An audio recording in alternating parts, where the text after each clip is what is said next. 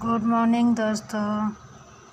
पिछले वीडियो में हमने पढ़ा था लेबनिज़ थ्योरम। अब हम पढ़ेंगे लेबनिज़ थ्योरम पर आधारित कुछ क्वेश्चन। जैसे लेबनिज़ थ्योरम पर आधारित क्वेश्चन है x की पावर 3 e की पावर ax।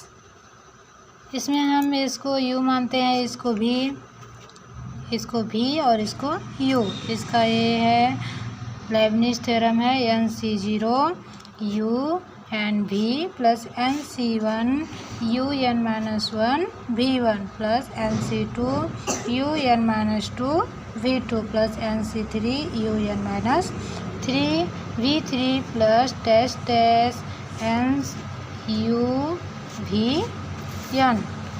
इसमें x की पावर 3 v और e की पावर ax u है, तो हमें u इक्वल फाइंड है e की पावर ax। u1 फाइंड करते हैं तो a की पावर 1 e की पावर ax। इसको साधारण अवकलन से हम फाइंड कर सकते हैं।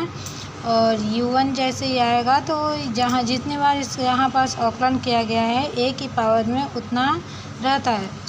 उसी तरह जब ut फाइंड करेंगे तो a की पावर 2 e की पावर ax हो जाएगा। अब u3 निकाल लेंगे तो भी a की पावर 3 e की पावर ax आएगा। उसी प्रकार u1 फाइंड करते हैं तो हो जाता है a की पावर n e की पावर ax, तो u n माइनस 1 हो जाएगा a की पावर n माइनस 1 e की power ax। u n minus 2 उसी तरह फाइंड होगा तो a की पावर n माइनस 2 e की पावर ax।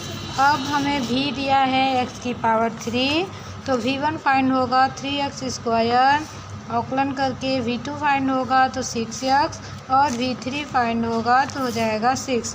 अब हमें u1 v1 u n minus 1 v2 u n minus 2 v2 और u n माइनस 3 v3 सभी का मान हम इस लेबनिज़ थ्योरम में रखेंगे। NC0 u n v सबसे फर्स्ट में है NC0 u n v, हमने फाइंड किया है v इक्वल x की पावर 3, u1 फाइंड किया है a की पावर n e की पावर x। ये हमारा यहाँ हो जाएगा NC0, ये हमारा u n हो गया a की पावर n e की पावर ax, और ये हो गया हमारा v1। इसी पर NC1 a की पावर n माइनस 1 e की पावर ax, ये हमारा हो गया u n माइनस 1 हो गया, और ये हमारा हो गया v2। उसी तरह NC2 a की पावर n माइनस 2 e की पावर ax इंटू 6x, ये हमारा हो गया u n माइनस 2 और ये हो गया हमारा v2। NC3 a की पावर n माइनस 3 e की पावर ax, ये हमारा हो गया u n माइनस 3 और ये हमारा हो गया v3। इसके बाद हम देखते हैं जब गुणा करते हैं तो a की पावर n e की पावर ax, क्योंकि NC0 की वैल्यू 1 होती है तो NC0 की वैल्यू 1 रखे हैं।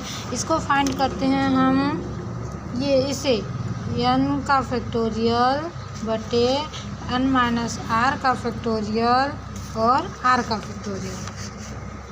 ये है हमारा n माइनस r का फैक्टोरियल और r का फैक्टोरियल। इस फार्मूले से हम इस सभी का मान निकाल सकते हैं। उसी तरह NC1 की वैल्यू n आएगी, NC2 की value n into n minus 1 2 का फैक्टोरियल, और ये वही रहेगा। यहाँ NC3 की वैल्यू हो जाएगा n माइनस 1 n माइनस 2 3 का फैक्टोरियल, फिर हमारा हो जाएगा a की पावर n माइनस 3 e की पावर ax इंटू 6। उसी प्रकार जब हम सभी में से e की पावर ax कॉमन ले लेंगे तो बच जाएगा हमारा a की पावर n x की पावर 3 प्लस n a की power n minus 1 3x square plus 3n minus 1 a की पावर n माइनस 2 x।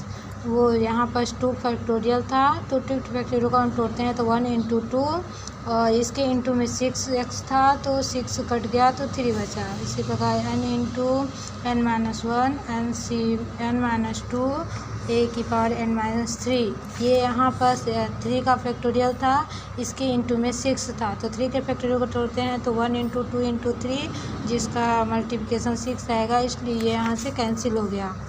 इसी तरह ये हमारा आंसर हो गया। Thank you.